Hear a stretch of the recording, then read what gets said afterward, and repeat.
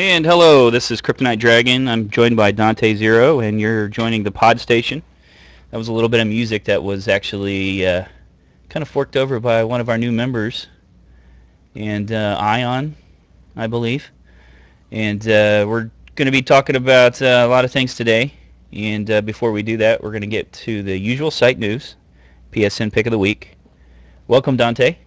Hello, that was an awesome jingle. I like that now. The more I hear it, the more I'm like, yeah, that's sweet. And let's hope it went across really well because, I was doing some weird, feeding that in. Everybody's like, I didn't hear anything. That was, what are you talking about? Who knows? But we thought we'd put that in there because that is pretty cool. Yeah. And maybe we need something like that. I don't know. You recommended a jingle, but we'll see. We'll have to figure that out. Yeah. We need like a simple, concrete opening because we kind of do it different every time. We just come in, we start talking. Yeah. What's with that? Yeah, we can't have any more of those shows where we start with a end rant. Aren't you in charge of the intro? Yes, I am. I'd forgotten for a minute there. So yeah, this week we are going to be tackling our main topic, which is to do with the possible death of retail, how that affects the industry, and what's going to happen with the possibilities of the future of retail games. This has mainly come about as a result of the closure in the UK of two massive chains here, which is HMV, which do music, games, videos and all that, and also Blockbuster UK, which I know has been bankrupt in the US for a while, has gone out of business there, but it was still quite present in the UK. So yeah, we're going to tackle that this week. KD's going to give us a brief update on what's going on around the site. I'm going to give you our PSN pick of the week, and also round up the last week's poll regarding the PS4 show that we did, which should yield some interesting results. So KD, do you want to throw us into stuff that's going on around the site? Sure, absolutely. For those of you that are not aware, we just recently moved the server, and I got to say that went, it was scary at first, but it went well, and everything seems to be back to normal. We've got some extra functionality in there with how we're pulling down data and stuff from Sony. A lot of it's in the background, you don't even see it, but we're actually collecting a lot of trophy information and everything like that for our members for some future stuff. What's known as a trophy profile to us, and this will be a social profile. It'll be a lot different than what you would see on a trophy card site. That's all stats. But anyway, a big part of it is we're trying to kick off some of the SEO and search engine optimization, for those that don't know. And our ranking right now is not too great. I was told before we were a 12 many months ago, and now we're at a 54, which is still kind of a failing grade. So we're focusing a lot on that. And in the background, we've also got a discussion going about some very big revamps, including some stuff that affects you, Dante, directly. And hopefully you'll get involved in that discussion. More work. More work. But they're just things to polish us off and make us looking, really good. I've also got some exciting talks with, another company in the background. And it's clear that as we move forward, we're going to need to focus on some things here to increase our membership. Finally, because I, have never advertised or worried about the search engine results prior. We've gotten a lot of people that have found us, and we've gotten some word of mouth exposure. But this will be the opportunity to start growing the member base bigger, and I certainly look forward to that. One way or another, we're going to do it, even if we have to branch out and learn that stuff ourselves and pay for that stuff ourselves. We're going to do it. Because I think we're at that point. This week's been hugely active though for new members, and it's definitely going to be great to kick on from that. Yes. There's a whole culmination of things, I think. Some of that stuff with the search engine might have been helping, but I think a lot of it too is we've got some new members that are telling their friends, and we've got certainly a lot of exposure and stuff on Twitter. Those are the kind of things that are finally, they're taking root. They grow and they start multiplying exponentially. You get 10 people, and they tell 10 other people, and it grows and grows. So continue, please, to invite people, make them feel at home, help them solve any challenges they have with using forums. Remember, not everybody is a forum genius when they come. So, that's the biggest thing to remember. You think gamer, you think they're, you almost picture a gamer being, well, they've got to be computer literate in some way, but that's just not the case. They're not always, when you first go to a site, you might look at the things that you can get and you can pull from it that help you with gaming, and you might not think of the excellent fun you can have with, meeting new people, new gamers, and having those discussions on a forum. Speaking of which, I was just going to say there was an amazing thread going the other day, which was where you could, I can't remember who started it, I think it might have been Chris, but you could basically take any web link and translate it into Snoop Doggy Dog lingo. And Yeah. so I know a lot of people were having fun with that. They even took some of our news team posts and things and changed that up. I nearly died of laughter looking at something that you'd posted that I'd used the the Snoop Doggy Dog translator to put in. It was absolutely hilarious. But yeah, those kinds of things, are definitely worth getting involved with. Yes, and of course that discussion about how you got onto gaming, and we'd like to actually mention a lot of that more on the future podcast. Yeah. But the site's going pretty good, and just bear with us if there are any other little minor issues. We did have an avatar upload issue that was dealt with, that was pointed out by Strange Genius, and we did have some issues with a new person signing up where their post was moderated, and we have a lot of software to fight spam bots and stuff like that to make your experience more comfortable on the site, and to put less, garbage about boots and stuff up on our... Yeah. We're fighting that very hard, so just know that some of that software will trip some of those initial posts. And speaking of fixes, our Facebook page and Twitter are now working again, so yay, because that's been offline for a couple of days. It's been really awkward trying to post break 'em? links. No, there was some real issues with actually posting links for our news articles and stuff and things, so it's taken a couple of days, but it seems that Facebook have ironed out those issues, so hence the news blast earlier on today. So I do apologise if your feed got spammed with our news post, but we needed to update that and get those articles out, so yeah, but thankfully that's now working again. We broke a whole bunch of other sites we were trying to move the server. I know, it's been a funny week like that. It just seemed to like a bit of snow and a bit of ice and the entire internet crashes. It's ridiculous. All right, PSN pick of the week. What do you got for us? Yeah, I've got an oldie but a goodie. In fact, I might actually have two, but we'll see how it goes. I recently picked up a very old school game called Under Defeat HD Deluxe Edition. It's actually been remade in HD from a publisher called Rising Star, and it was originally released on the Dreamcast in 2006. Wow, okay. So Rising Star picked up the game, the licenses, they went back and redid it all, and then they sought to release it on the PSN store. It's been out for a while, if I'm honest, but I took the plunge and picked it up in the festive sale over Christmas on the EU PSN store, and it's a great little game.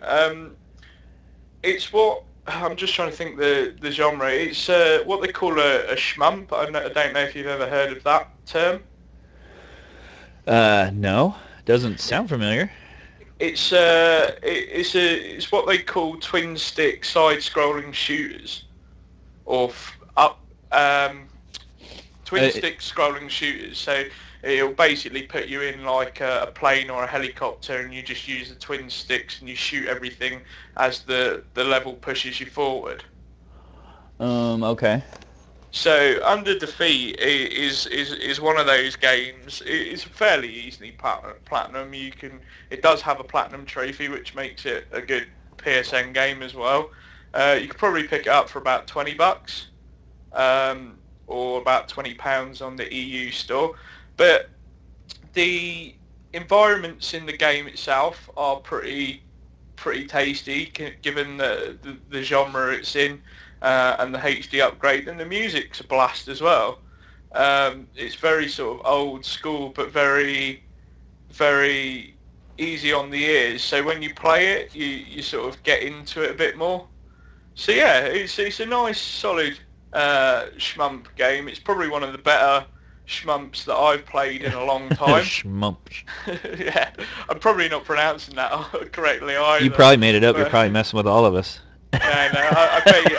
I guarantee you, someone will correct my pronunciation on that next week. But yeah, to be honest with you, I like shmumps, but quite often I find they can be quite difficult, given the nature of the genre. But this actually has a nice appeal. So if you're sort of new to the genre, you'll feel quite comfortable with it and getting to grips with it. Whereas, and those that know the genre very well, they'll be able to get to grips with it dead easy. So it's a nice solid game, and I guess it's what you class as a diamond in the rough, so to speak. So yeah, it's definitely worth picking up in that regard. So check that out, Under Defeat HD. Deluxe edition on the PSN store, and I think it is available in all across all regions now. Cool. So yeah, so it's definitely worth splurging a bit of money for that. If people are also interested in looking at picking up a digital PSN type game for their Vita this week, one game that I still haven't been able to put down for the last couple of weeks is New Little King's Story. We've covered that a little bit in the past, but not too much info on it. Been having an absolute blast with it. It's a slow starter, but once you get into it, it's really good. It's a JRPG type game. You have to go around rebuilding the kingdom. If anybody remembers Pikmin on the Nintendo 64, does it ring any bells with you?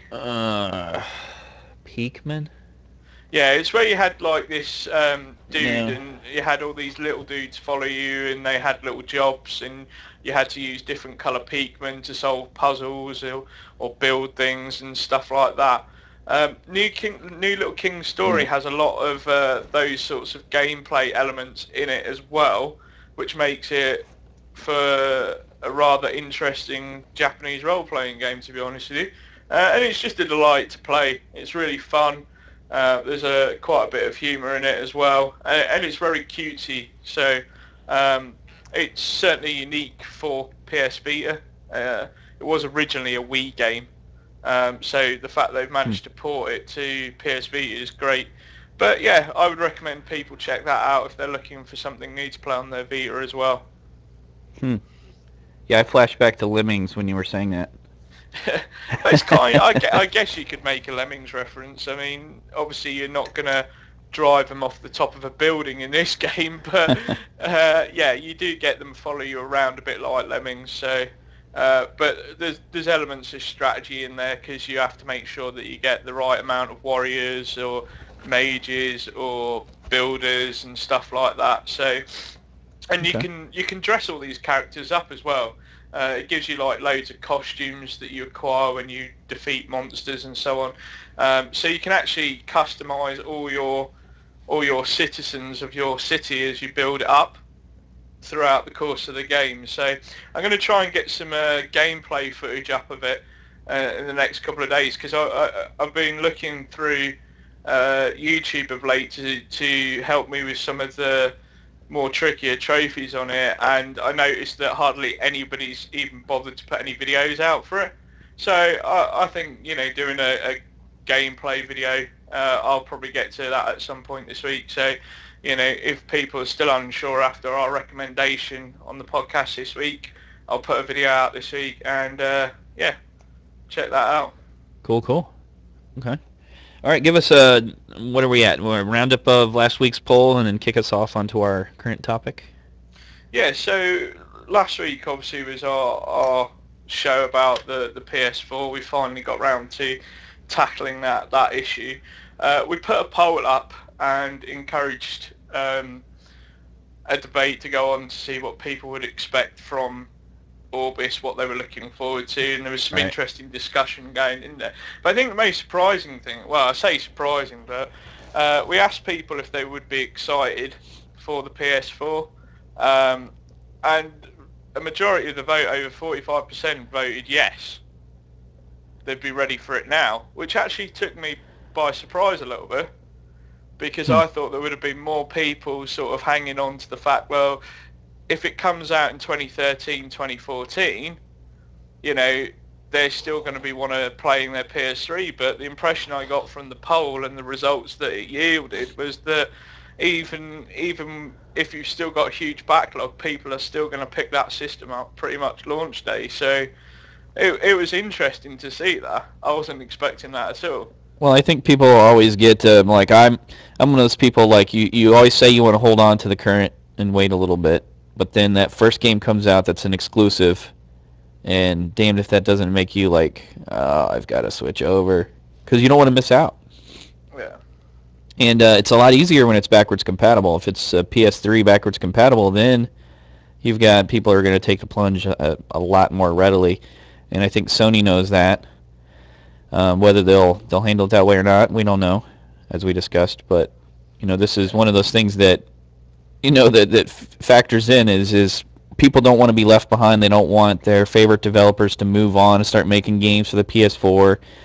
And picture if like The Last of Us that I've been waiting for, they say, well, we're going to make it a next gen console game, and like Yeah, mind you, I haven't said that. I imagine there would be an initial frustration, but then actually you'd think, well, maybe that's for the best, because then I get the best possible game. Force a lot more people's hand, that's for sure, I think. Yeah.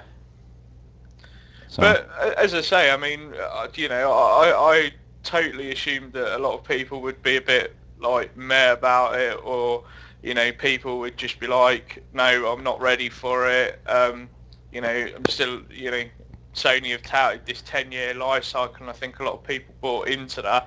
And yeah, they're comfortable with it. So I kind of assumed that most people were going to kind of say, nah, not for me, not for at least another two or 3 years. But the fact that a majority of people did vote yes is, as I say, just goes to show don't always make assumptions, because as I say, that completely threw me and surprised me that people are ready for it now. Yeah. I wonder how much that 10-year lifestyle promise there, or that lifeline promise is like gonna, how much that matters to somebody's ability to switch over. Because I mean, if like if the next one comes out and they say, well, we're not going to support it for 10 years, we're not going to guarantee that, does that make people want to jump to the next one faster, or is it I think it helps to appease people, especially those buying launch day. I mean, even if PS4 came out like next month or something, I could safely say that when I bought the system, I've had 6-7 good long years with it, and so that if I did upgrade, even though I haven't gone 10 years with the system, at least Sony fulfilled a majority of its promise for me in the fact that it supported it over 6 or 7 years, and it supported it to a great deal, and that's going to make well, me you're a first day buyer too, so like if Sony was coming late to it, and knew that there was that 10-year mark on there, like even now you'd have what, 3 more years, 4 more years? Yeah. And I think Sony will fulfill that as well. Yeah, I'm sure they will. If everyone moves on to the PS4, I think they'll still keep releasing it. We published an article in the news team this week, saying about how many units have been shipped worldwide with PS3 units, and when you take into account that the PS2's only just stopped production, there's still, up until earlier on, the first half of 2012, there was still games being released for PS2. Even EA were releasing FIFA games for it. So, PS2 has still seen support past 10 years, for almost the full 12 years it's been on sale.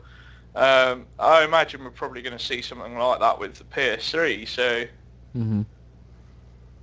it'll be interesting to see it all. But yeah, the poll was a nice surprise, and as I say, there was some interesting discussion about the possibility of what people would want to see in there, but I won't go into it too much because it is very long-winded, and we'll end up having that overtake the podcast again. Yeah.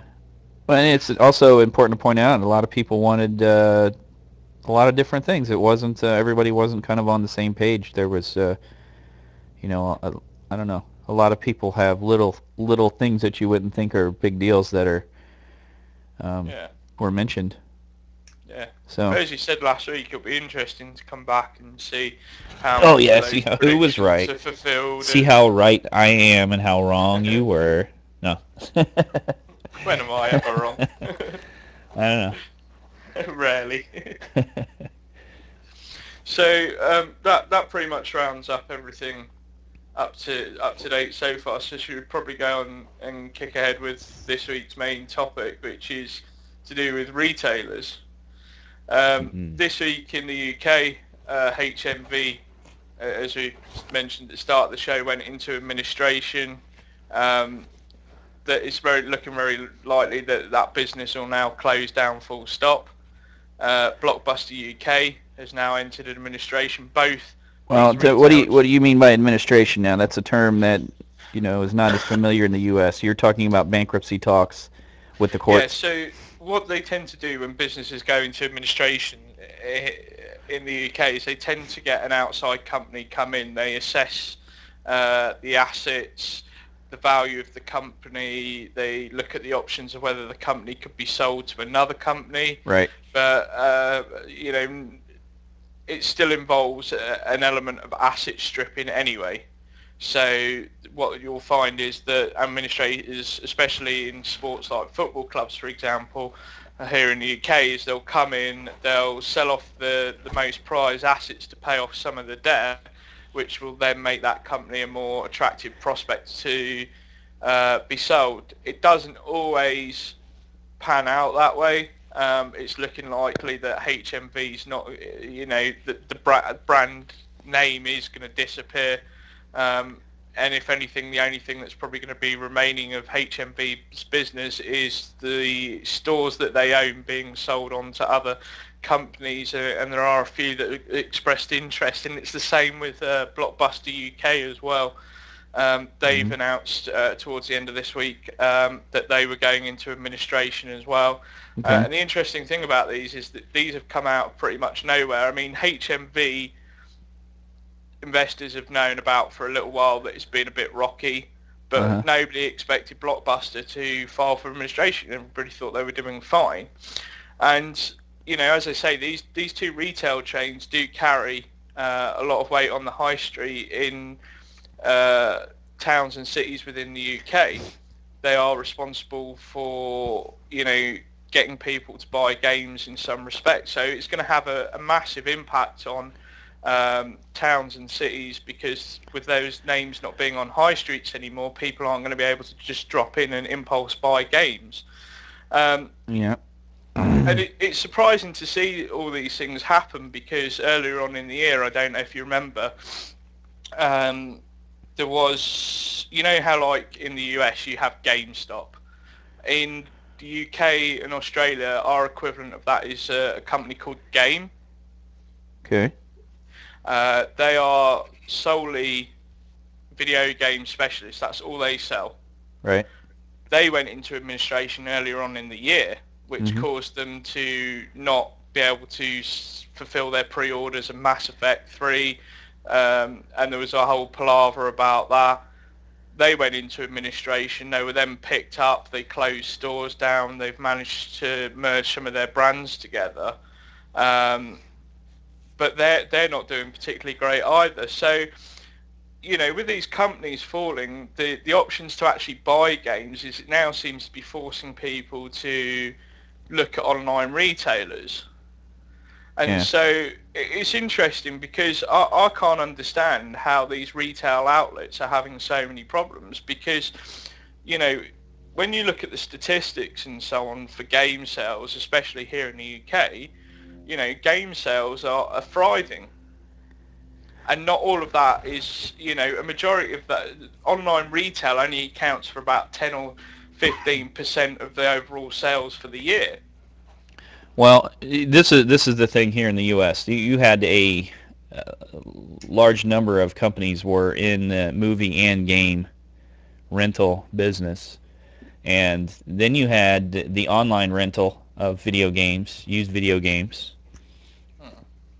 and now we actually had right before all of our retail outlets and stuff for movies died, we had the introduction of what was called the red box, where every like fast food place and stuff like that in cities across the country got this box where you could rent movies that were currently out by just putting in your credit card information, and for very, very inexpensive, because they didn't have the overhead. Now you don't have stores and stuff to put up. You could rent that and then just return it to that box, and it would be like literally in the line for going to get fast food.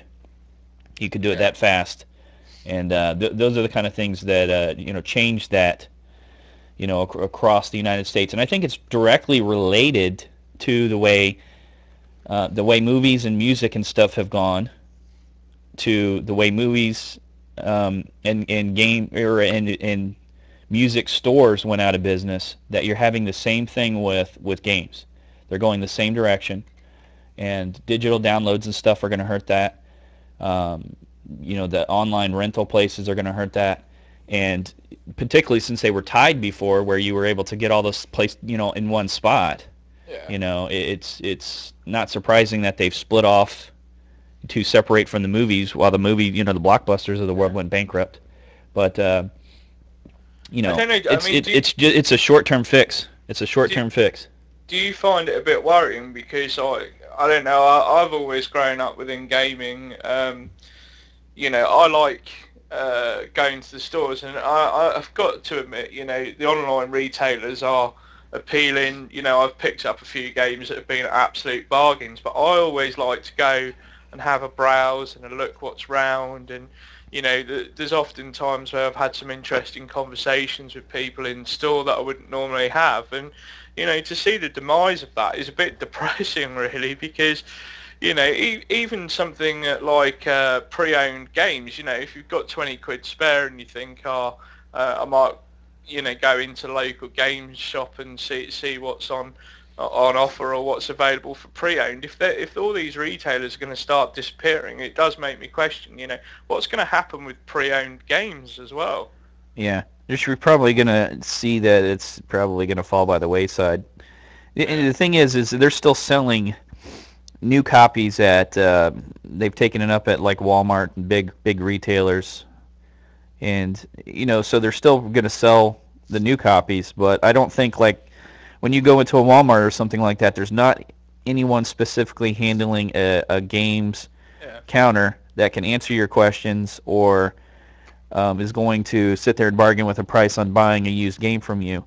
And they don't have that kind of interest, and they're not going to add that to their store in that way. But do you think part of the problem is that retailers seem to be, because as you mentioned there, because like with Walmart and here in the UK with things like Tesco's and stuff, the big supermarkets are slowly sort of going into game selling, but they do it in such a depressing way that there's nobody there. But do you think that retailers are kind of lacking ideas in terms of engaging customers and getting them through the doors? Because even now, with all the trouble that Game went through earlier on in this year, they seem to have not done too much to actually encourage people through the door and make actually buying games an experience. Do you know what I mean?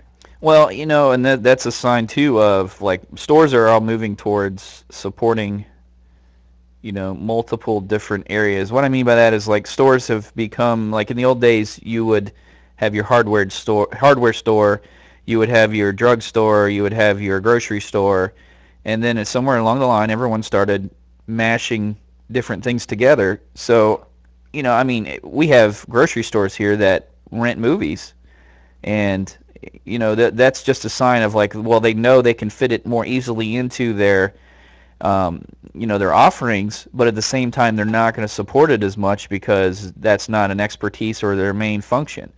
So, you may see stuff like that picked up. You may see, used games go into a Redbox type thing, but I don't think you're going to see ever again.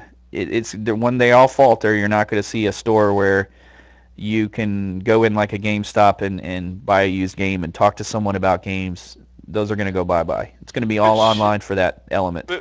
but shouldn't retailers be looking to address that though? Well, should they? How do you do that if you're a game or a GameStop and your bottom line is hurting? Well, I'll give you one example with game of late. This is something we actually covered on the weekly news update last week, which is they are, what is it? They're starting to do what they call lock-ins now, where they, in agreement with the publisher, they'll pick up a new title, and Game are doing this around the UK at the moment with Dead Space 3, where once the store closes down, Yeah. they will be inviting customers that are interested in the game to come back after hours to sit and play the game, have a chat with the staff, pre-order the game, purchase merchandise on the upcoming game, and and they throw on a few snacks and stuff like that. Same way that the old Games Workshops used to do when they stopped business for the day. They would invite people back to actually play games of Warhammer and stuff. And I think that's a good move from a games retailer to actually encourage that kind of thing, because you then start to get a community of gamers actually coming back to your store for those kinds of things. And I think it sets them apart a little bit, and I'd like to see retailers taking more of the initiative like that, because I've often said the game stores these days are not nice places to go into some respect, because they're just they're drab. You go in, you have a look at the offers on sale. The staff aren't always particularly trained up to the best of their abilities, and they don't seem keen to be there either.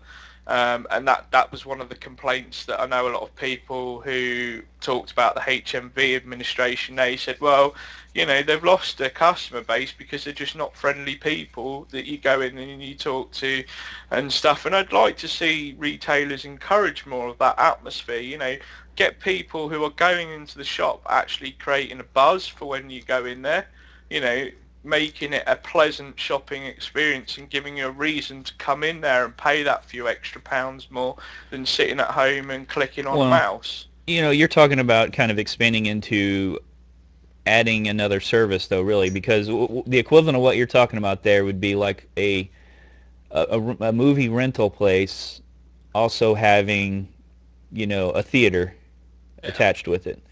Because that's really what you're talking about. Yes, if they were to move into where they had gaming stations and stuff like that, where a whole bunch of people could play, that would be cool, and it would be neat to have events and stuff like that in a store. But again, you run into, is there a lot of costs associated with doing something like that, and is that a whole new direction for a company that at just that point was just a retailer? But I certainly agree with you in terms of, like, I've seen a decline in the quality of, like, when those stores went out of business. One of the things that was real keen to me was I shopped at a lot of different places. I shopped at video stores that had the attached store next to it that sold used games. I went to the Blockbusters and I would rent some occasionally, and then I had an online where I could online rent the game and do the mail transaction and stuff like that. And then also, like, I still went to the GameStops of the world where you could exchange your games, and I saw around that time that there was a just weird diversity of, like, people that they were hiring. Like, GameStop would hire, like, people that didn't own game systems. Like, I went in one time and I was trying to have a discussion about a new game, and I was trying to get an opinion. Like, which one of these should I buy? I mean, what do you think? And I got told by the clerk, well, I don't own an Xbox or PS3. I have no idea. I've been hearing this or that, and you're just like, wow, okay. And these are the kind of signs that, like, it's almost like the whole personal interest in your gaming and getting you fit into something is kind of not there. It's just like a retail outlet, like you would go to a Walmart, and I can pick it out myself. You know, if I go to a Walmart and they're having a sale on video games, that's what's going to intrigue me versus going somewhere like a GameStop where I can't get any kind of help or I get fanboy bullshit. Yeah. Those are the kind of things that, you know, you just, if you don't have it structured that way to begin with, Yeah. then you're not getting anything out of going to those places.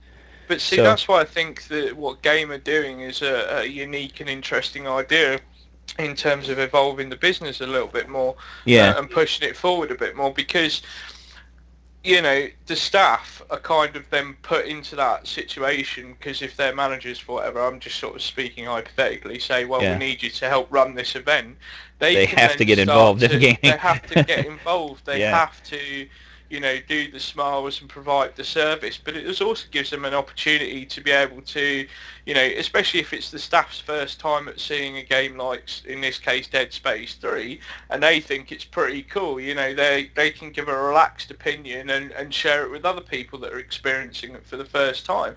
yeah. And I think, you know, it's encouraging to see a games retailer actually pushing and evolving a little bit more than just your standard go in, pick up a game, speak to somebody who doesn't want to be there and then go out the door.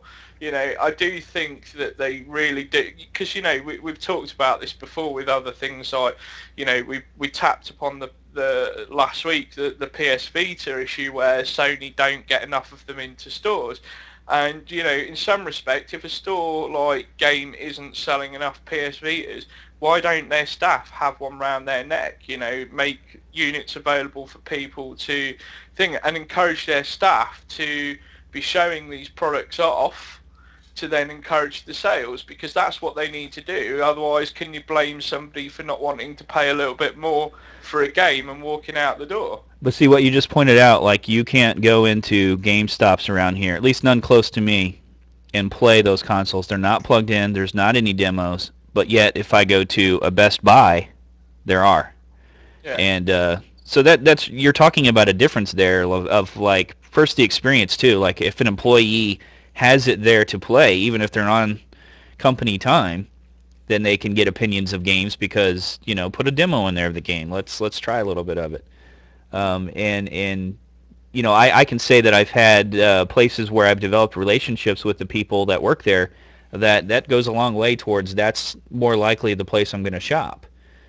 And you know I can't say that I've gotten a few things. I got to know a guy that sold me games earlier than he was supposed to and stuff like that. It probably wasn't good. But at the same time, I trusted his opinion because he was very clear about, you know, this is just what I think.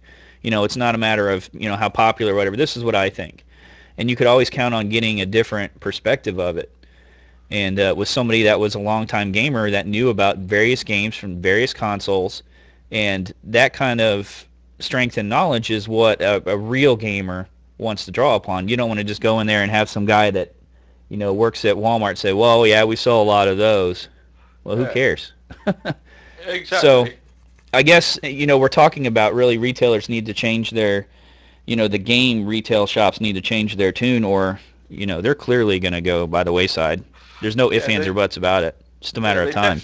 definitely need to evolve and look at it all. You know, even if experimenting with new ideas, you know, even if they don't necessarily work, you know, at least they're proactively doing something. I think you know, if you've gone to a particular chain for so many years and nothing's changed, you know, it's getting that time now where it's a case of, well, would you want to keep going back there? Because you know, this debate of but whether or not the future of retail is online could go on for years. I mean, and this is sort of the next moot point that I want to kind of make here as well, is that also in the UK this week, Play.com, which is a website that does sell video games, DVDs, music, and all that kind of things, is also changing its tune. It's not going out of business as such. It's changing its business to where it's now going to be a case of following the eBay model,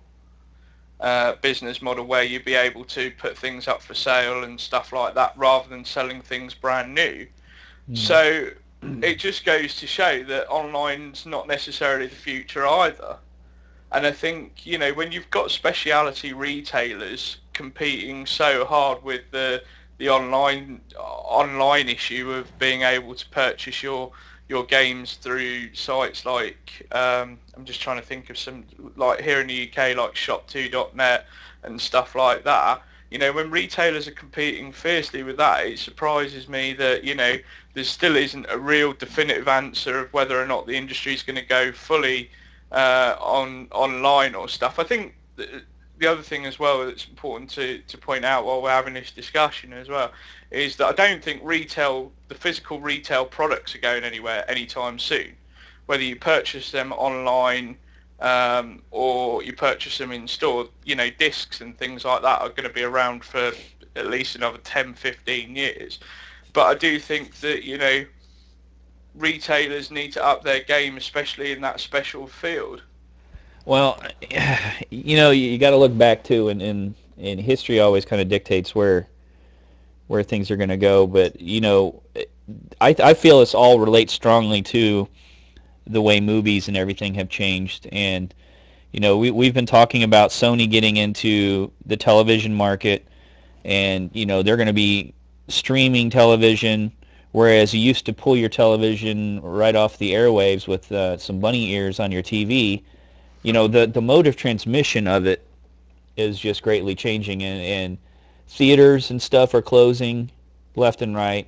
Some very, very large ones opened up, around the area where I'm at, and closed down, including one. I used to live in Toledo. They built a large movie multiplex thing and had I don't remember how many. It was like 25, 30 screens. It was a multi-level building, whatever. It shut down very quickly. And I tell you, the more you have movie streaming, the more you have, cable and stuff like that as being more popular than regular television channels. And the ability to, download a movie or watch it instantly on streaming is, people come home from work. You don't even want to have to stop at the red box. Yeah. You come home and push a button and you're watching the latest movie. The more that comes to fruition and the faster and easier that is for people, and then it's a cheaper delivery system, it's just going to push all that stuff out. It's the same thing is going to happen with games. If Sony leads to, you can buy a game and you can stream it you can buy it from the store day one and stream it instantly and start playing it within seconds. That's, for one, you're not going to have a used game to sell, and that'll put even these online retailers of used games and stuff, they'll hurt right there instantly. So I mean, I think the technology is going to dictate what's going to happen with those used games, and I don't know that it's going to be 10, 15 more years. I don't know if I believe that, and I do think that the online streaming of everything is going to dictate how online retail stores go. I mean, I think physical games, as I say, still going to be around for a while. We talked about the Orbis last week, and the potential of the discs. Interesting enough, actually, following up from the CES stuff that we briefly mentioned as well. When you said about Sony giving away a 4K Blu-ray drive, I actually had a look at that, and that reads 100 gig Blu-ray disc. So, I did actually look into the specs of that. So I do think physical retail products are still going to be around for a while. What I am concerned a little bit though, and this is why I want retailers to evolve more, and I still think there's a place for them, is because I think pushing too much to this online streaming, it's coming too quick too soon. Because a lot of the infrastructure in, online internet connections in countries like in the UK, as you know, when we first really started doing this podcast, we had major issues with just getting a decent connection. And I think, I don't think people like Sony, the Sonys and the Microsofts of the world are gonna want to push those people that haven't got the necessary infrastructure to be able to access those services out of the circle altogether. And I do think we're moving too quickly with the whole streaming thing, but I guess we could sort of gauge where the future of streaming gaming wise is going to come from what Sony choose to do with Gaikai. We've already seen OnLive go effectively bust and then be picked up, and obviously Steam's gaining traction as it goes on. But I don't know. What do you reckon? What do you think Do you think Sony are really going to push it with Gaikai? I don't know. It all counts on a couple of things, leaps in technology, and some of the things like you were just mentioning are out of Sony Microsoft's control. Internet speeds, for those that do have internet, for example. But there is a lot of technology out there. It's the same with how much is stored on your PlayStation 4 when it comes out. Is it going to be, if you're streaming a game, do you need to have, a couple of gigabytes stored on there? Or is it going to be, are you storing an entire game there and you're still able to digitally download it? But now you need a drive that's, 500 gigabytes or something like that to be able to reasonably store, a dozen games. It all comes down to, not growing so fast that the tech for the games becomes so large and so massive that it, well, yeah, we can stream modern games, but now our next generation of game console games are out of our league for streaming, or your cable doesn't handle it, your internet connection doesn't handle it. But, it's those technologies and stuff always fill in when there's a need that's seen for it. Someone's going to come along and do it better and do it faster and cheaper and fill that void. So maybe it's just a matter of when that catches up. Yeah. Because I know there's technologies to, we just like storage and everything would increase, there's technologies for increasing the speed of data transmission, and that's a big one. Having the ability to send a large, just huge amount of data very, very fast was supposedly being developed. And I'm trying to think of the company. Cisco Systems had done something where, obviously they were controlling the equipment and everything like that, which would be a total revamp for all the wires in the ground, so to speak. But they were able to send like the entire Library of Congress amount of data, like in some ridiculously short time with their process.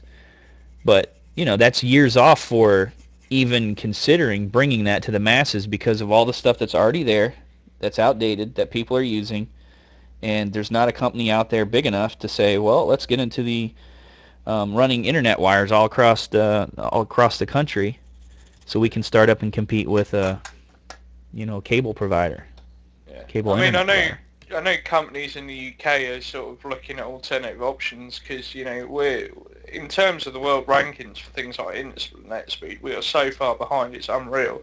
I think the national average speed is around about 2 to I think maybe about 4 megabytes per second, which if you're streaming a game over Gaikai, especially if it's a next gen game, is not going to be particularly quick.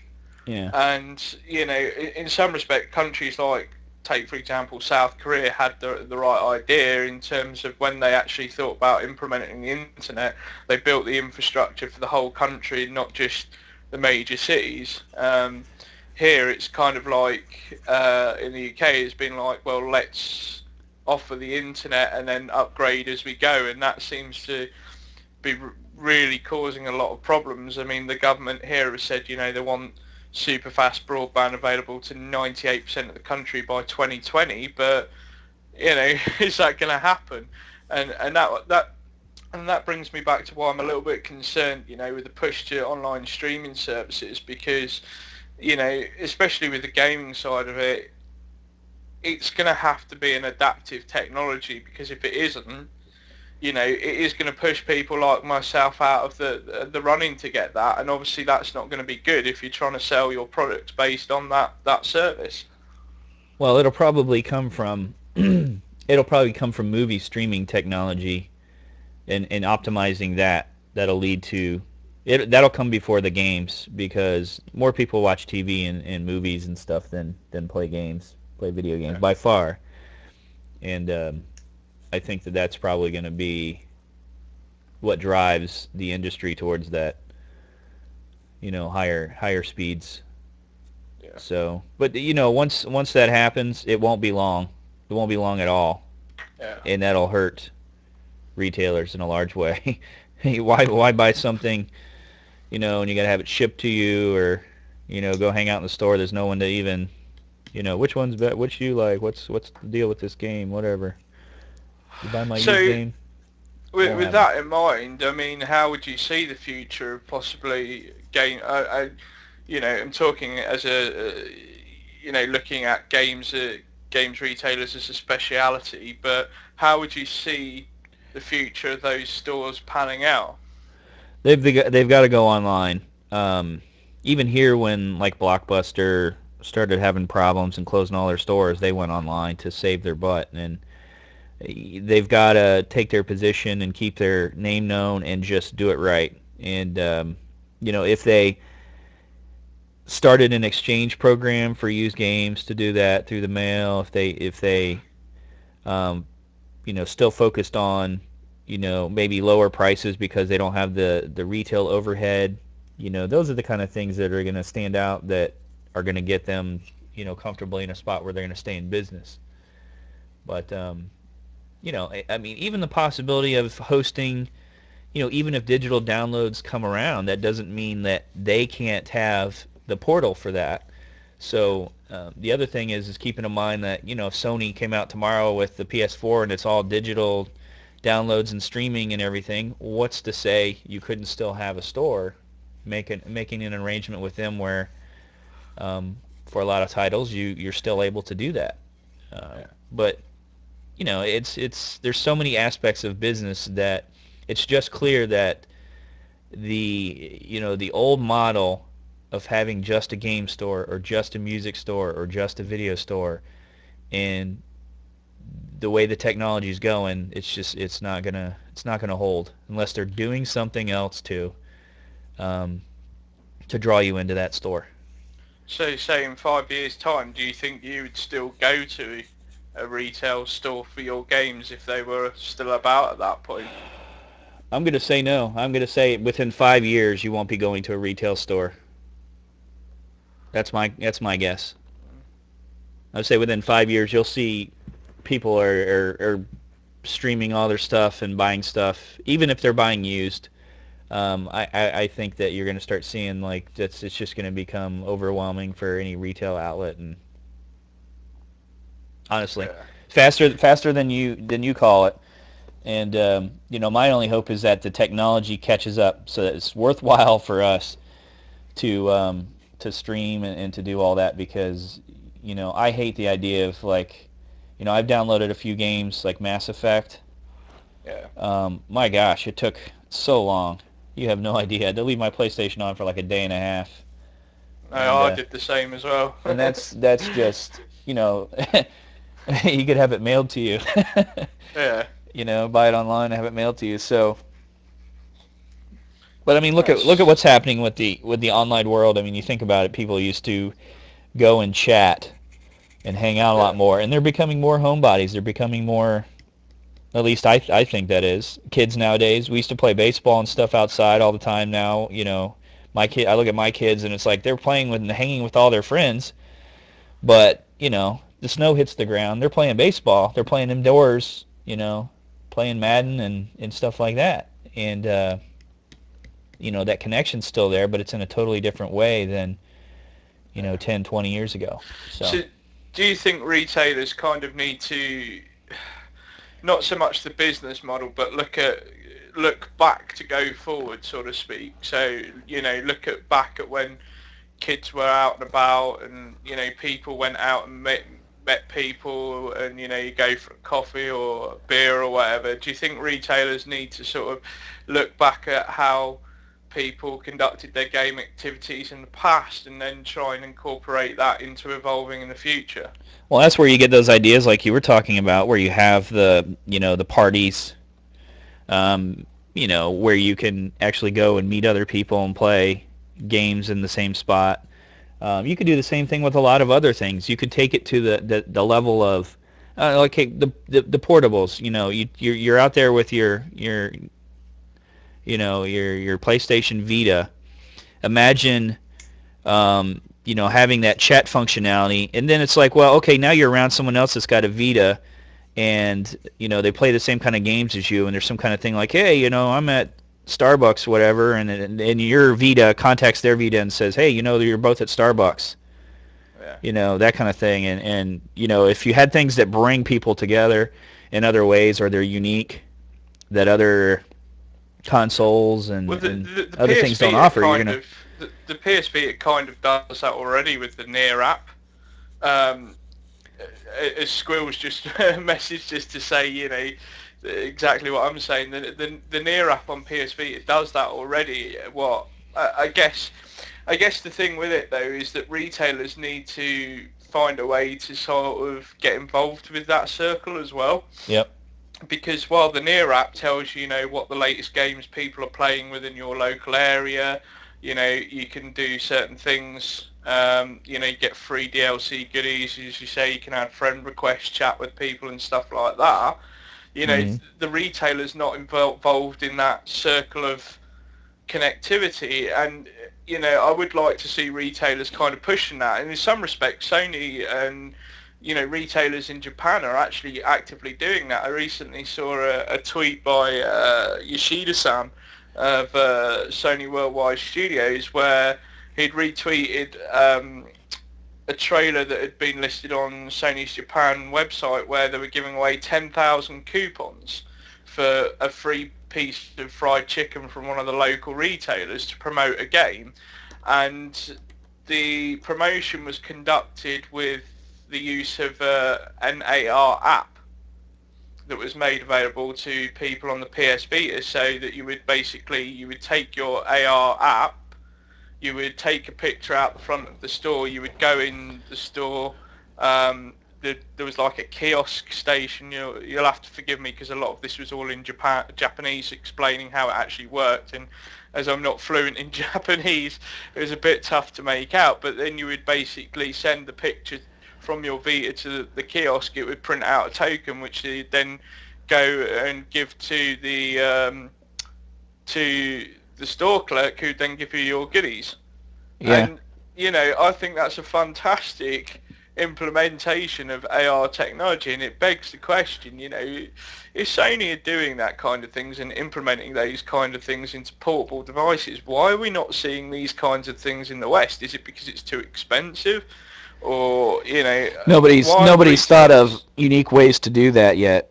Yeah. And picture the same kind of thing would happen if you had you've got your gaming history and stuff being tracked, and picture if you're maybe you've played every Call of Duty, and the next Call of Duty's coming out, and retailers have access to that, and they invite you through your Vita to come to a party and try the next Call of Duty Vita game.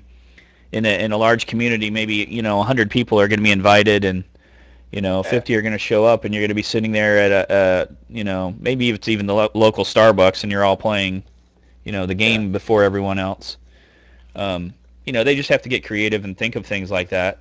And I mean, we've already talked about before the big push into AR technology for Sony, and I think that's a great device to have retailers involved with. We've talked about and it's not just AR technology. I mean, you look at QR codes, for example, and we talked about this before. The trailer for Watch Dogs, game from Ubisoft that was announced at E3. In that trailer for the game, it had QR codes which you could scan during the trailer of the game, and it would take you to a Watch Dogs website.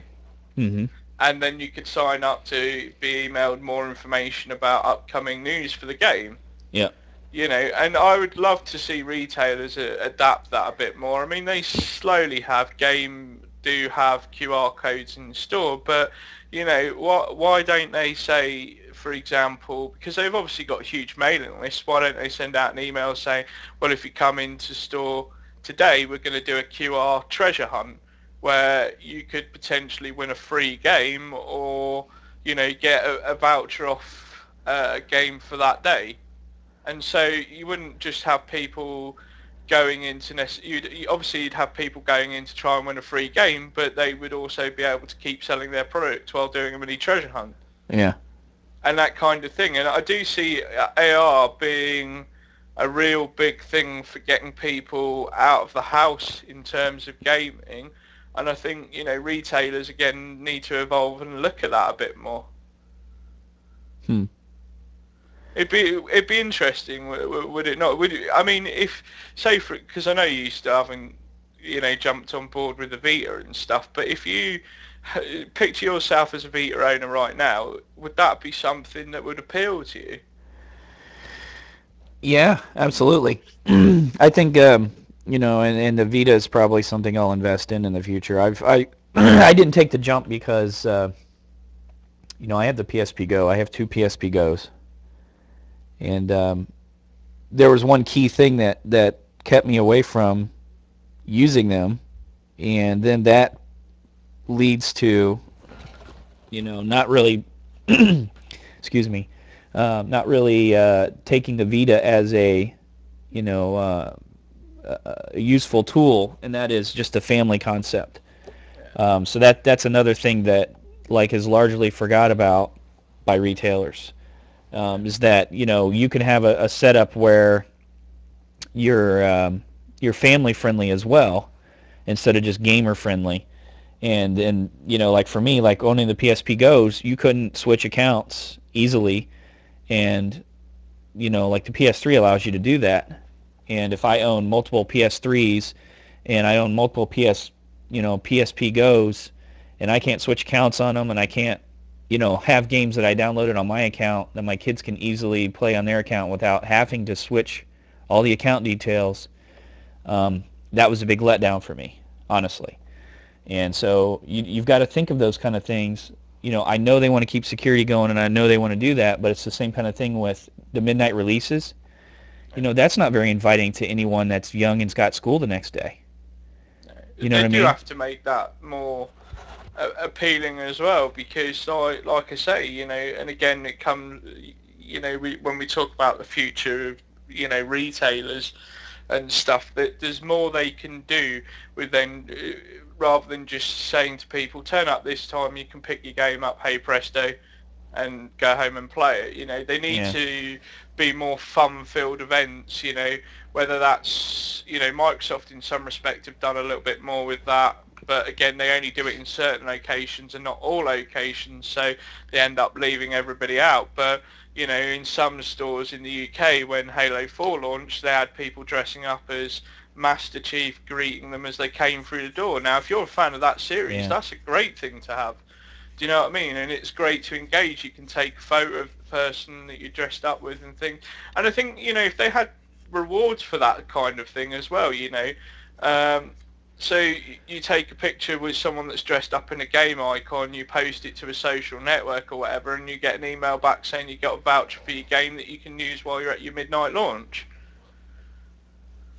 Yeah. Yeah. And they do need to look at how they expand upon that, and you could do the same with pre-order bonuses as well. Do you know what I mean? You Yeah. could extend Absolutely. it even further. We've seen already that, you know, when you go to pre-order a game, it's frustrating because there are so many different retailers with different pre-order bonuses. So if they're going to carry on down that road, why not have it a case of, you know, if you take a QR code from each retailer, yeah, Yeah. that's offering pre-order bonuses that you can, whichever retailer, and it, say for example, if you took a picture of a QR code from each retailer, you then posted that picture on the developer's website, you then got a code for all those DLCs. Do you see what I mean? Yeah. And that would make pre-order bonuses even more engaging, rather than it just being the frustrating Well, messages as it's a well. matter of getting someone too that can set that stuff up, because like right now you can clearly see they give a lot of attention to like Twitter and things like all these companies do. But the retailers, they all seem to do their own thing, and it's scattershot right now with pre-order codes, and they're different, and then you can't get them all. How many games have come out where it's like you can get some an extra suit or something like that from one retailer, and then another one over here, and you can't get them. You can't get them later, or you can't. It takes 2 or 3 months before all those codes are available to everyone, or something like that. It's almost insulting, because it's like you're left sorting through and trying to figure out which retailer has the one that you want, and you know what I'm saying. It's aggravating in that sense. I Than do it think is. retailers also need to, look at new technologies as well with implementing it into how they evolve. Do you know much about what they call NFC, or near field communication? NFC? Yeah. No, doesn't ring a bell. Refresh me. Maybe I. It's basically it's kind of like a chip that sits in your device, so be Oh yeah, it okay. When you PS get Vita or phone, and when you go to a certain area, right, you get near it. the geo tag will Yeah. register that you're there, and then it will do certain stuff. So, for example, a game store could, for example, that when you're near it, the near field communication chip could then hit you up with a notification saying, "Here's all today's offers in store." So Yeah. while you may be walking past it and not think of going into the game store that day, do you know what I mean? To have Mhm. that pop up on your mobile phone, your via your DS or whatever, would be great. But they Yeah. don't seem to be embracing that technology, and I wonder if that's contributing somewhat more to the death of them, because given the current state of the way it all is at the moment, you know, as you say, inevitably they are going to start hurting, and they're going to start disappearing, and that's bad for us as gamers Well, and because one thing they need to definitely plug into is cell phones are everywhere. Um, so that's clear that taking a picture, or you tweeting a code or something that you're out and about and you're on your phone, and you can clearly see a number or something associated with a contest. Those kind of things that you would think that would be very easy for them to do.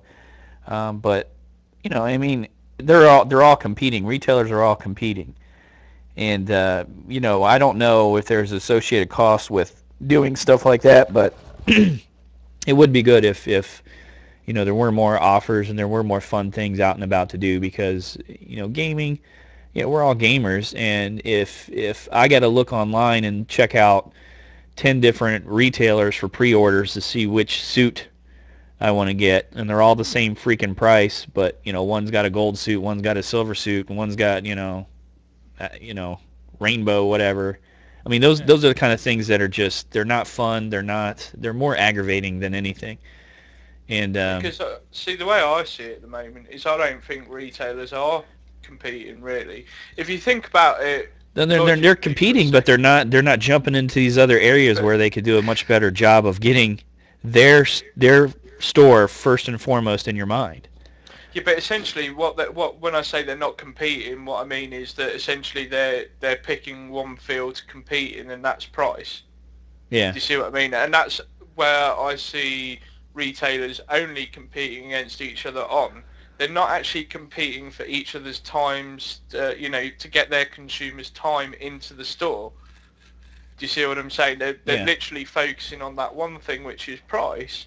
And here's the thing. I think most people are not too bothered about price when it comes to games. Yes, some people will be thrifty, but if you're going to buy a game that you're set on, it doesn't matter where you get it, because essentially the price is still going to be the same. If you get it for a couple of quid less, great, you saved a couple of quid. But if you paid the normal recommended retail price and had a fun experience with it as well, the Pre-release purchasing party. experience was fun to do. Yeah. You go to a pre-release party and get to play it and meet Exactly. characters, and and you pay the a few bucks more. yeah, and the price doesn't even come into the equation. So, have retailers lost the sort of foresight on that a bit? Because surely, I mean, if they're then competing just solely on price, one week one retailer's going to cutthroat the price over another retailer to the point of where it then gets to silly prices for games. And yes, They're as losing gamers money. we can benefit a little bit for that, but then they're sort of contributing to their own demise, really. Yeah. Well, it's the same can be said with downloading. And if the price is the same and you're downloading it and getting it instantly versus you got to drive across town to get it, they better do it now. Because I think that option, once it comes to where, feasibility and stuff like that and price, are close together and it's easier to get it online, retailers are going to go out of business and they're not going to be able to make up for it. But I like your idea. I mean, I would go to a video store and still rent if occasionally I went there and they had a movie theater attached with it and you could watch the newest movie that's out in the theaters. Yeah. That would be something that would draw me back to renting movies out instead of downloading them and streaming them online. Yeah, so hypothetically, At least I would be involved in both, because say hypothetically you went to like Blockbuster, for example. Yeah, and you're there, and then you see, the next Iron Avengers Man is out or something, and you're like, wow, okay, I didn't know that was even out here, or wow, that looks cool. Let's just go watch a movie right now, and then we'll rent something after. Well, I guess what I'm saying is, even if it's not watching the full movie, but for example, you often see, in the case of movies, they'll invite focus groups way before the film's even finished to come in and watch them. So why not do that on a local scale? So for example, you go to local movie rental service, and let's just say hypothetically Blockbuster, you see Iron Man on the shelf, Iron Man 2. Yeah. So you think about getting it, but then a member of staff comes up to you and says, well, we're actually showing previews of the new Iron Man 3 movie. If you go in, we'll give you a discount on your rental. And you can also see a 10-minute clip of the new Iron Man movie. Yeah. Sold straight away. You may even think about, sod renting it, I'll buy it. I think the challenge you run into there is that the movie theaters and the movie rental business are largely separated. But, those are just some ideas that, those ways can be implemented. And the same, as you said, could be done for games. I think... But look at this. If you were able to, like, when the latest movie came out, if you were able to stream it instantly and watch it on your TV at home, would movie theaters die? They would die instantly. I don't know, to be honest with you. They would die instantly. There wouldn't be enough people that would want to see it in a big screen setting. I'm telling you. In a big screen setting that would warrant those businesses staying open. No, I imagine they'd probably have to change their focus to more cinema, like French cinema or niche markets in that respect, where people can still go and watch those kinds of films. Do you know what I mean? Those would be so far and few between. But I think, looking forward, I think, there is a future for retail. I genuinely do believe that there could be, but it's going to be dependent on them shaking themselves up and really evolving and sort of looking at the circles they can get involved with. Like we say, especially with games retailers, they need to get involved in that circle between connectivity of things like Nintendo Street Pass or Sony Vita's near service. They need to find ways that they can get involved with that. And here's the kicker: it's all right saying the technology is expensive. It's not as expensive as you might think, but surely that investing in that kind of cost, regardless of how expensive it is still worth the money. Because if you don't, your business is going to fail anyway. Yeah. So why Yeah. not give it a shot? And I'd like to see them more forward thinking, because here's the thing: as gamers, uh, any retail chain that goes out of business that doesn't sell games anymore is bad for us, because it doesn't encourage us to go out more. It doesn't encourage us to go and pick titles up that we wouldn't necessarily purchase. It doesn't encourage us to go and look at pre-owned games or anything like that. The more options you take away from the gamer, the more the gamer suffers. Mm-hmm. And even with pushing on to, potential of streaming with Sony's Kai service, and, streaming games across the internet, that is all going to be a very nice addition to our hobby and the industry as a whole going forward.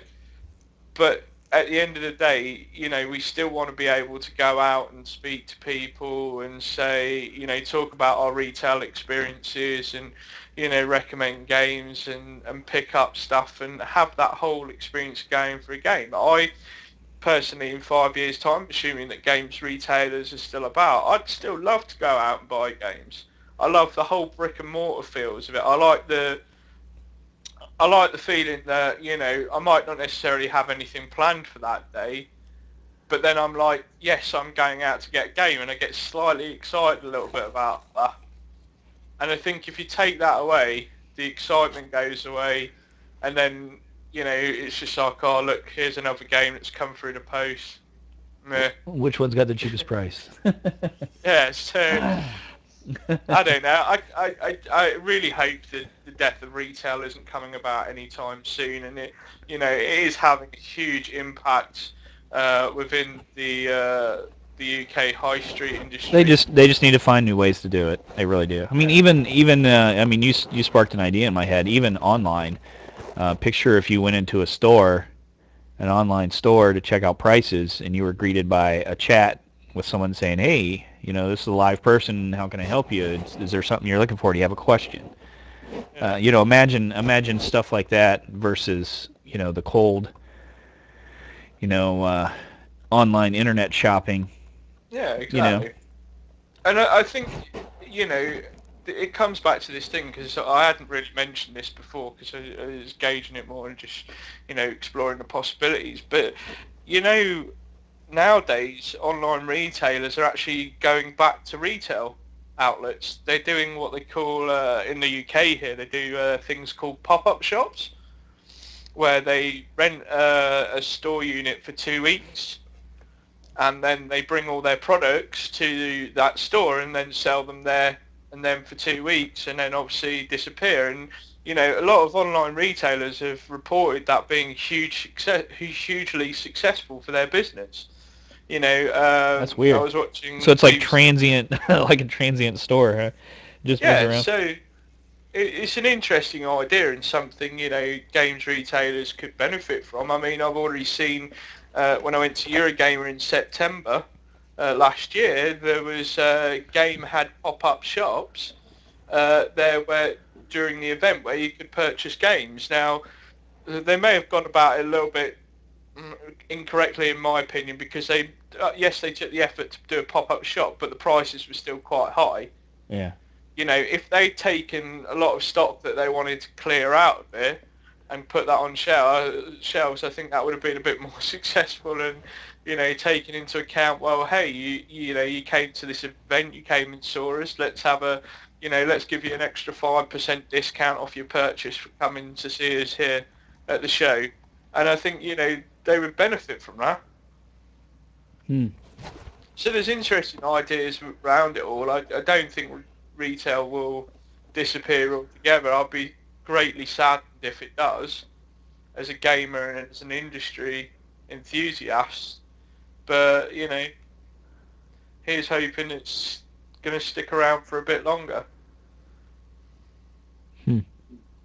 I tell you what, when we put the post up for this week, I think we should open the comments for people to get involved and give us some ideas of, not only just tell us about some of their stories of retail experiences, but also what they actually want from retailers as well. are they not particularly bothered when they go in, or would they prefer to, like some of the ideas we've mentioned in the show today, would they like to see those sorts of things implemented? Because it'll be interesting to see what the community says about that. Yeah. And get a reading from it, see if people are on the same sort of wavelength we are. Well, I tell you what, if we go to opening an online shop, the other thing is I could potentially see trying to add some ideas if they're relevant to us, and so it'd be cool to get a perspective on like what people think of online shopping. Is price the most important thing? Is offering used games, is that something that's a must? From that standpoint, I'd like to know more about that, what people think. But I don't know. I think retails are, they're doing it wrong. They're going to be, in those areas at least, they're going to be going out of business. They better come up with something. You're Mr. Positivity there. Well, I know from, it's weird. Like I've seen, this relates to the history of gaming. I've seen so many things come and go, and it seems to me that technologies, the way they change and they grow and they improve can quickly, with innovation, kick out a large portion of the way things are being done before. Because I worked in high school, and right out of high school I worked in a video cassette VHS movies. Yeah, I did. I sold movies and rented movies, and managed one of those stores, and it was it wasn't long before it was real clear with like the compact discs and stuff and Blu-rays and everything. You just were like, wow, this is going to die fast.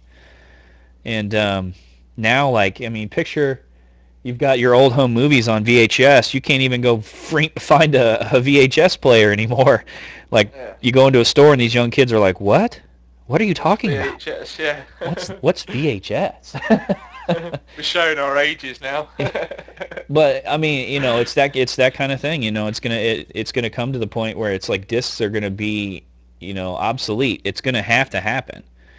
There's gonna be a new technology, or there's gonna be new transmission means via the internet, and it's gonna be like our grandkids are gonna be. Let me get this right. You had to put a disc in to get the game. Grandpa, why didn't you just hook up to the internet and stream it live? I don't understand. Magnetic tape, VHS, what are you talking about? The death of media formats are always going to be, it's always going to be evolving, as you say, as one media format dies, another one comes out. I think, but with retailers, I'm kind of like, if retailers die out altogether, I think that's going to be a sad time for everyone. And not just for the jobs that they create as well. I think, I think in general, not going out of your house to actually purchase your stuff is a bit depressing, really. Yeah. Well, we're moving that way as a generation where that's Rise where we're up. packing on the weight. We're packing on the weight. We're spending more time watching TV. We're spending more time with media, on our phones and everything like that, and in the internet. And I even remember like there was, studies about how much a person, when they're actually at their desk at work, will actually spend time, online shopping and stuff like that on the company's dime. I used to do that. and yeah, and it's like, I can remember, I don't know if I should say this on there, but like picture a police sergeant is supposed to be out patrolling and overseeing all of his, his guys, and he's back at the office paying online bills and downloading music from Napster and doing those kind of things. You gotta you gotta know it's bleeding into in the mainstream society, and it affects it in so many different ways. And then you carry that to now everyone's got these tablets that are portable, and they've got phones that are portable, and everybody's getting information like instantly. It used to be you would turn on the nightly news and you wouldn't know until 6 o'clock at night when something big happened in the world. Yeah. And Now you now, know and pretty now, much straight away. yeah, now your phone's beeping and it's like a news flash, and your tablet, and it's coming up on everything, and you just, those are the signs of technology just changing the way a whole generation does things. And stereos, I mean, now, I mean, you don't even hear people talking about buying the nicest, newest stereo or whatever, like when we were younger. Nobody Yeah. cares. You're listening to music on your iPhone, your iPad. You're getting it streamed live into your car, whatever songs you want to hear. These kind of things. So, as technology changes. I think just to expand on that a bit more is that, when you sort of consider all of that and the retail side of it, it's going to be one of those problems that isn't going to go away either, because, as I say, what you then have to bear in mind is that obviously as the technology advances and some of these things go away, it's going to create a huge vacuum. I mean, majority of the countries in the world are still in recession. How do you then solve the problem with jobs? Yeah. If you're making people redundant in favour of a new technology, that presents a whole new lifestyle problem that a lot of governments are going to have to start addressing at some point soon. Well, that's where they start making even more devices and open factories in China and send their jobs there. And But it'll be interesting to see. I mean, so far from my understanding, the UK government hasn't had much to say on the demise of HMV or Blockbuster, and I know that Game, who, as we mentioned several times during the show, are actually looking to pick up some of HMV's units. yeah. Their stores, which is bizarre considering 8 months ago they were nearly non-existent. So it'll be interesting to see how it all plays out. I think um, it's definitely not a problem that's going to be going away anytime Well, there's one soon. thing that you can realize from today's world is, like, a lot of companies file bankruptcy, and it doesn't mean jack, because they're just trying to. There's two forms of bankruptcy mainly. There's one where you just start selling everything off and paying your bills and liquidating, and you close the doors, and then there's the one where you sell off part of it, or you restructure for how you're going to pay off your debt with a certain debtor, and you go back to normal business. And I mean, you can jump between those. Companies can start on one and switch to the other, and a lot of stuff's determined by the court. Even in the U.S., that's what they do. They started analyzing what everything's worth. What are the bills? How are they being paid now? What's the big source of the problem? And there's been plenty of companies that have filed bankruptcy and turned around to be real strong winners. There's certainly a few game developers that have done that, and I don't know. I guess we'll just have to wait and see. But one thing that I've been thinking about that shocks me is I'm actually surprised there's not more companies involved in trying to do home video game consoles. Honestly, with the money that's in it in the entertainment industry, I don't know why. I mean, Apple. I mean, how come Apple hasn't thought to do a home video game Yeah, console? I've got to be honest. If Apple take the plunge into that, I'm not on board. I'm not cool with that. But Well, yeah, I hear what you're saying. I think, but having said that, I mean, it's all going to depend. It's difficult to say that more manufacturers aren't going to get involved with it, because obviously we're yet to see the next gen. I yeah, think when the yeah, next gen comes around, there's a good chance that, as you say, we may see more manufacturers. We already know that Valve are working on things like the Oculus Rift glasses with ID software, and Bethesda, and the Valve Steam box, and we've seen Sony do obviously prototypes of those headsets and glasses and things. Google are working on interactive sets of glasses as well that could be a cell phone, but like I say, those could essentially be portable consoles as well. There's someone developing a system where you can play PlayStation and play somebody on Xbox. Where's Yeah, that at? Where's that at? Where's that technical marvel right there? a lot of that that kind of thing is always sort of reserved for jailbreaking and things like homebrew and stuff, because of the obviously it's not in both companies' interest to allow cross-play. Yeah, but you would think And you another can kind company of see would. the logic of it, though. You can Yeah. kind of see the logic of it. But here's the thing, even if a company makes it possible to do that, do you think either of the manufacturers are going to get on board with that? No. No. Probably not. So, I can understand not too much resources being pushed for that, but you're right. I mean, there is potential for more manufacturers to come in. I don't know if that's necessarily a good thing or a bad thing. Well, the Because other if thing, I you, mean, if they advance technology to a certain point too, you're going to actually push out. There won't be a chance at competition. What I mean by that is Sony. Let's say Sony develops, some proprietary streaming, and then they've got Blu-ray, and they've got control of all these advanced things that can go into a console, and then Apple decides, well, yeah, we want to be in that market too, and they can't match it. You get to a point where all the past development and technology and resources are going to overwhelm somebody new coming into the market. But I was reading about how Apple's like, everyone's looking down on Apple now, most recently. And I was reading some story about how Al Gore, who's on the board of directors, purchased a bunch of stock.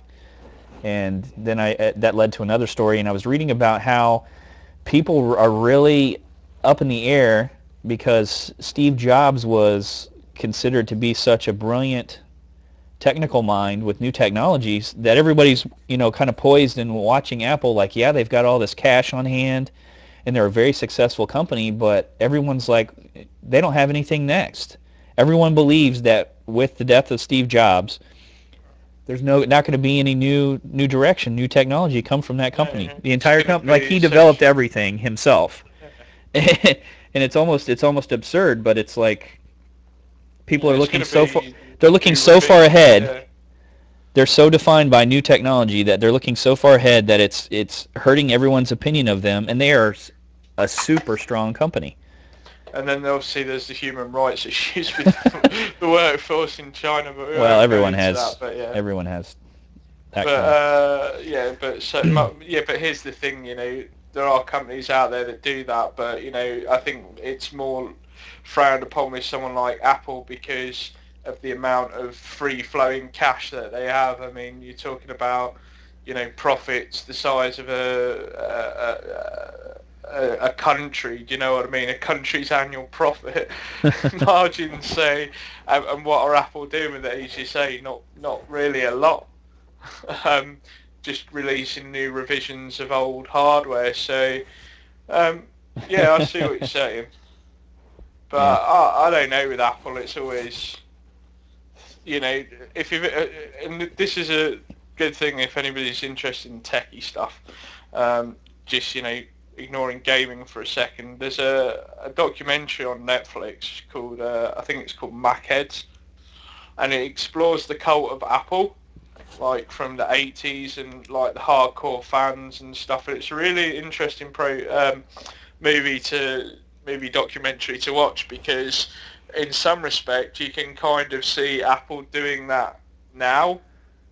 They're repeating the same mistakes just with a lot more money than they had before.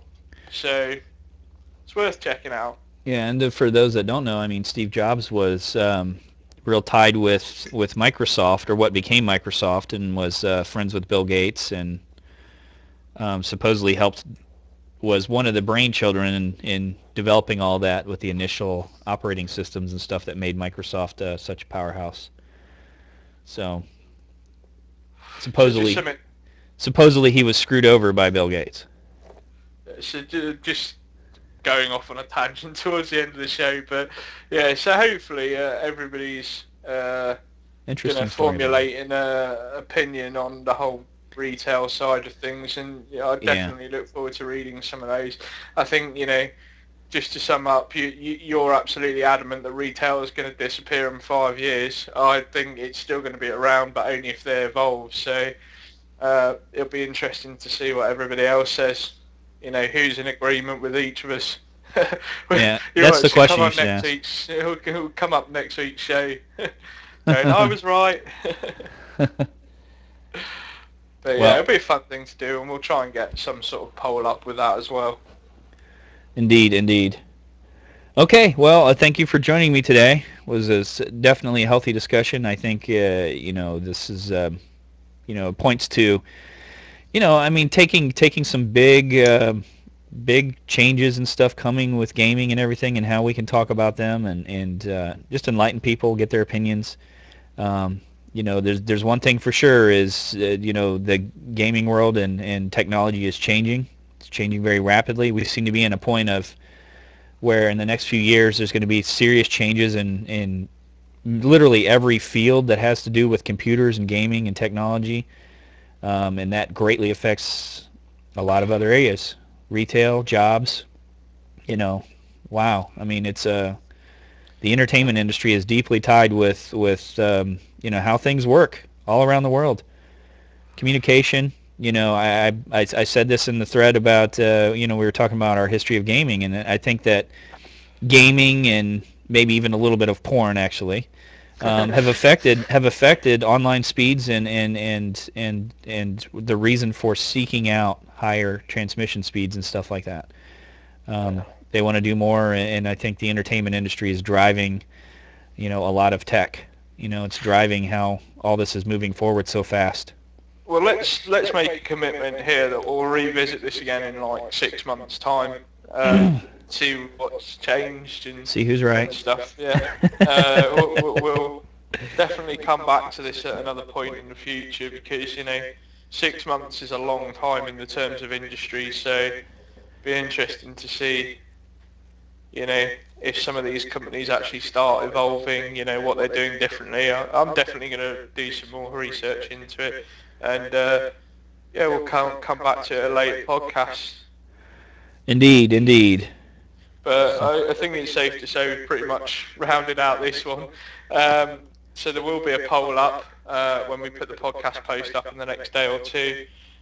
We want to hear what you have to say about obviously the retail things. Do you agree with my opinion? Do you agree with KD's? Or if you have an opinion of your own, do put them in the comments, and we'll actually read some of those out next week, I think, as well. That'll be good fun. And also the topic for next week's show. I don't know, what did we decide? We had a couple of things up in the air.